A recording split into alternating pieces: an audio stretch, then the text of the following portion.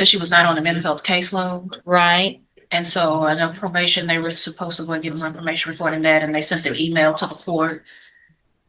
And so I'm going to take, good morning. Or good afternoon. I can't do afternoon.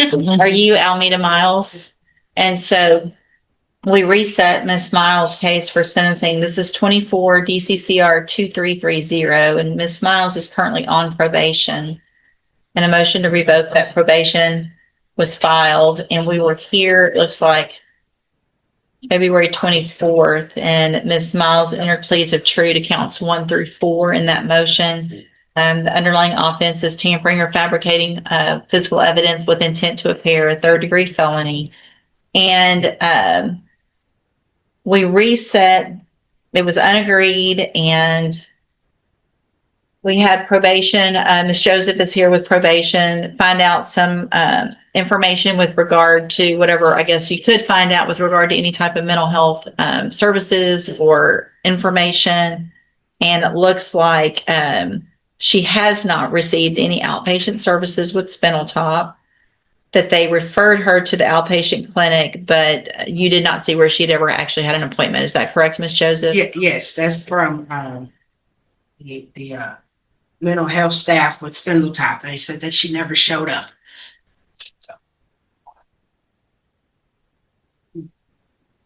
And so it does look like if I were to continue Ms. Miles on probation, that Ms. Joseph spoke with a Dominique Mayfield who supervises the mental health initiative caseload, and that she advised that she would make the Tacoma referral, and that Ms. Miles could receive treatment that way. Is that correct? Yes, but everything is contingent on Miss Miles. For sure, yeah. We could make services available, but if she doesn't follow through. Totally agree. So timeline on, so part of the problem is that we sent Ms. Miles to the ISF program, and that didn't work out, but the argument was that potentially. The judge isn't buying the mental health excuse just yet, and honestly, neither am I. If this is just about attitude, why waste resources? But if there's a real issue, ignoring it could be a disaster. The tension in this room is palpable. It's because there were some mental health issues that had not, that's the argument. I see Miss Joseph is a little leery about that by her facial expressions. So I guess, Mr. Smith, what is any thoughts? Well, we tried to send her to ISF, and she did not complete that program. So, Ms. Miles, the last thing I want to do is not address something that needs to be addressed if there's some mental health issues. But I also don't want to be played and use that as a reason for me to continue on probation when that's really not why you violated or couldn't get through ISF. Does that make sense? Boom. The probation officer just dropped the mic. It looks like an attitude problem, not a mental health problem. But here's the question. Can you really separate the two? Or is the system just looking for an easy way out? Ms. Holmes? I would be requesting that the court give her a chance to receive the mental health services. My apologies. Okay. Of all times for it to happen. Sorry about that. But I would like to see if she could receive the services. It looks like the history with her being on probation and does have a lot to do with how she handles situations, attitude, things like that, which I think. The attitude and mental health are two different things, and that's where I am. That's my issue here, is this just a bad attitude problem, or is there really a serious issue that needs to be addressed? From the ISF documents, it looks pretty much like an attitude problem and not a mental health problem.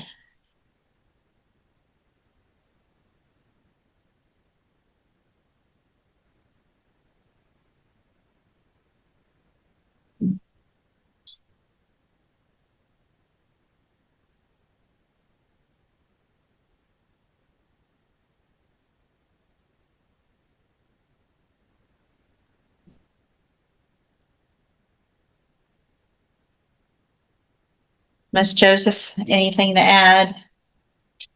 I don't deny that Miss Miles has mental health issues, but I don't subscribe to the fact that the behavioral issues at the intermediate sanctions facility, coupled with the disciplinary infractions at the county correctional facility, constitute mental health issues. However, it should the court elect to continue Miss Miles on probation, that the full plan is, and everything is already in her conditions of probation, she will be transferred to a mental health caseload where that officer can get the Tacoma referral.